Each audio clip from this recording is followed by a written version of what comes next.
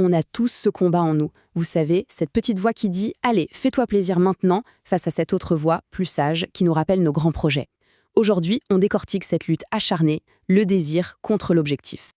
C'est la question, celle qui, au fond, détermine beaucoup de choses dans une vie. D'un côté, il y a l'envie immédiate, le plaisir instantané. En arabe, on a un mot parfait pour ça, ash-shahwa, le désir ardent. Et de l'autre côté, il y a notre ambition, notre but ultime, notre el-hadaf. Regardons ça de plus près. D'un côté, le désir, c'est le sprint, une satisfaction immédiate, un plaisir intense, mais qui disparaît aussi vite qu'il est venu. De l'autre côté, l'objectif, c'est le marathon, un accomplissement qui se construit dans la durée, qui donne un sens, une vraie direction. En gros, c'est le choix entre une distraction et une destination. Alors, comment on fait pour gérer ce conflit permanent ? Eh bien, il y a deux grandes écoles, deux approches radicalement opposées. Commençons par la plus hardcore, la plus extrême, celle de l'inventeur de génie, Thomas Edison. C'est ce qu'on pourrait appeler la voie du sacrifice total. Pour Edison, c'était simple, il n'y avait pas de débat. L'équilibre vie pro-vie perso, ça n'existait pas dans son dictionnaire. Son labo, c'était sa maison, son univers. L'invention n'était pas un travail, c'était une obsession. Absolument tout le reste, le confort, la famille, le sommeil, passait au second plan. Accrochez-vous bien, jusqu'à 100 heures par semaine. 100 heures.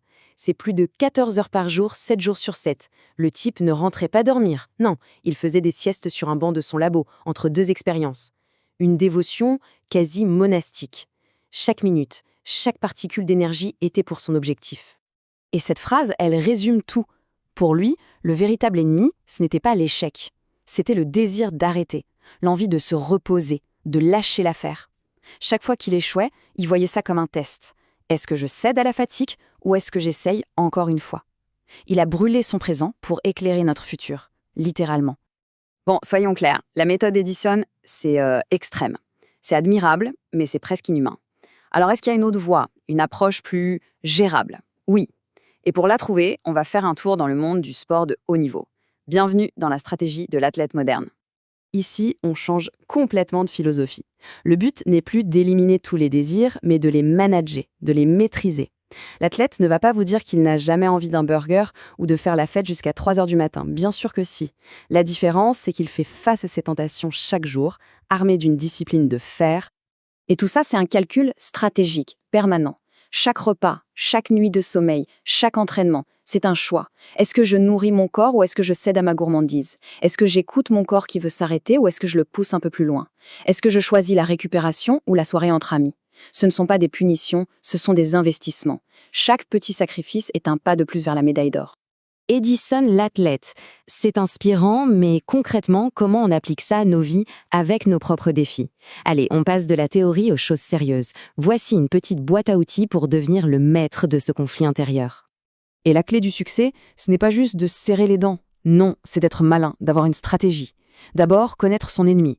Qu'est-ce qui déclenche mes envies impulsives ? Ensuite, au lieu de combattre l'énergie du désir, on la redirige. L'envie de procrastiner ? Ok, on la transforme en 15 minutes de sport. Et bien sûr, il faut un objectif clair, super précis. Un but flou, c'est la porte ouverte à toutes les distractions.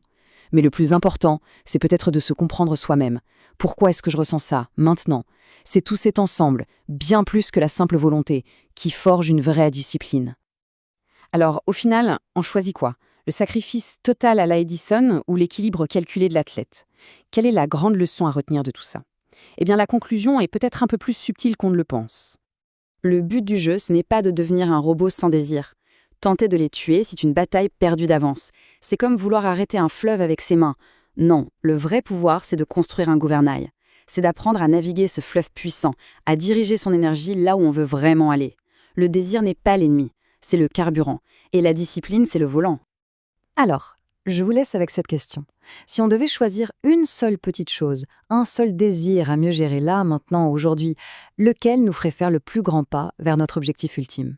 Pensez-y, parce que c'est là que tout commence. La grande victoire de demain se construit en remportant la petite bataille antérieure d'aujourd'hui.